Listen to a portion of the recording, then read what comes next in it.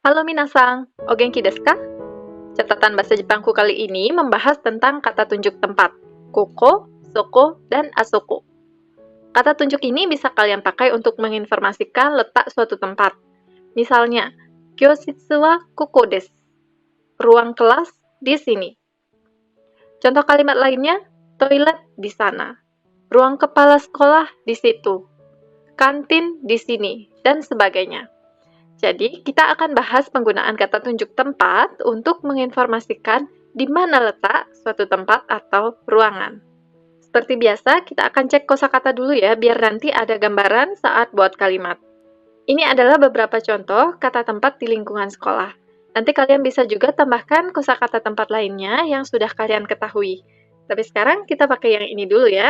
Di sini ada kochoshitsu, ruang kepala sekolah. Kote, lapangan sekolah. Hokenshitsu, ruang kesehatan atau UKS.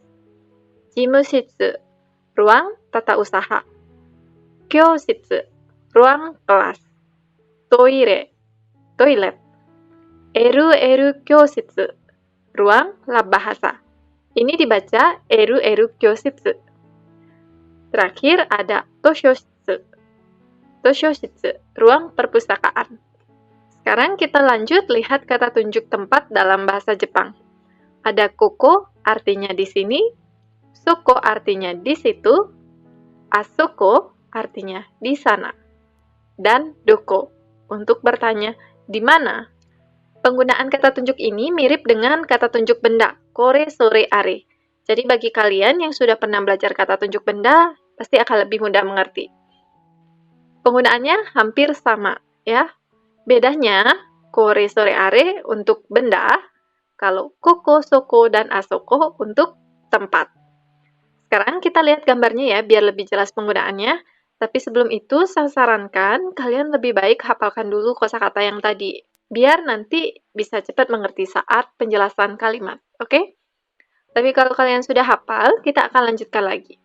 Hai, jangan bingung dulu ya baru lihat gambar ini. Nanti kita akan lihat satu-satu, bahas sedikit demi sedikit. Kalian pasti bisa. Hai, masih ingat kata tunjuk tempat ada 3. Ada koko, soko, dan asoko. Koko artinya di sini, soko artinya di situ, asoko artinya di sana.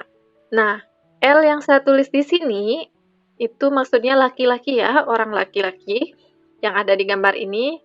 Terus kita sekarang fokus ke gambar ini. Kita lihat penggunaan koko. Oke, penggunaan koko. Ada anak laki-laki di sini dan anak perempuan.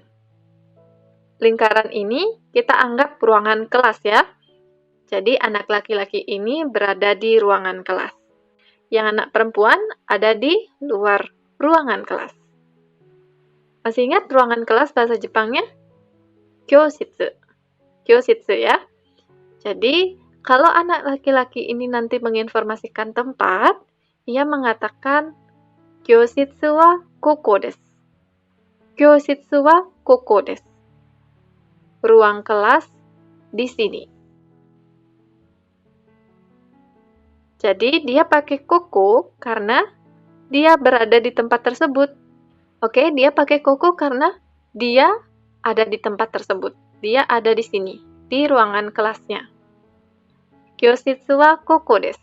Ruang kelas di sini. Jadi, koko dipakai jika pembicara berada di tempat tersebut. Seperti gambar ini ya, si laki-laki ada di ruangan kelas. Sampai di sini paham ya? Sekarang kita lihat yang ini. Kita lihat penggunaan kata tunjuk soko. Oke, penggunaan kata tunjuk soko, artinya di situ. Pada gambar ini yang ada di ruangan kelas siapa? Anak perempuan.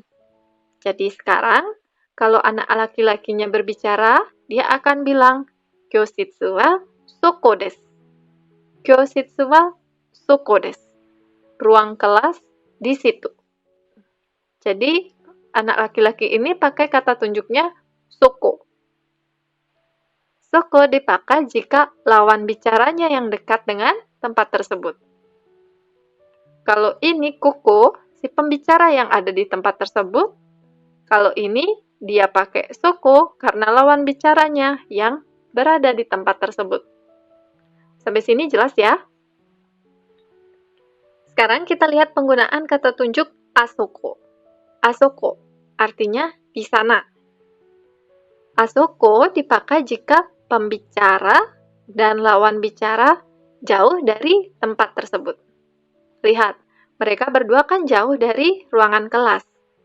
Maka si anak laki-laki ini akan bilang, Kyoshitsu wa asoko desu. Kyoshitsu wa asoko desu. Ruang kelas di sana. Gimana? Paham? Saya ulangi, koko kalau pembicara berada di tempat tersebut. Soko kalau lawan bicara berada di tempat tersebut. Asoko kalau keduanya jauh dari tempat tersebut. Paham ya penggunaan koko, soko, dan asoko? Sekarang kita lihat gambar lain. Gimana kalau misalnya kedua orang tersebut, baik si pembicara dan lawan bicara ada di tempat yang sama? Seperti ini. Tadi kan mereka pisah ya, yang satu ada di kelas, yang satu ada di luar kelas. Sekarang gimana kalau keduanya di kelas? Pakai kata tunjuk apa? Di sini pakai koko. Di sini anak laki-laki akan pakai koko karena mereka ada di tempat yang sama. Berada di ruangan kelas. Dia pakai koko. Kalau ini, si anak laki-lakinya pakai soko karena mereka tidak begitu jauh dari ruangan kelas. Di sini pakai asoko karena mereka berdua jauh dari tempat tersebut.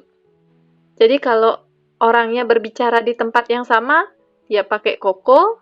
Kalau berada di tempat yang sama, dia pakai soko kalau tempat yang dibicarakan itu tidak begitu jauh dari mereka. Di sini pakai asoko karena tempatnya jauh dari keduanya. Lihat ya, ini tidak begitu jauh, yang ini jauh.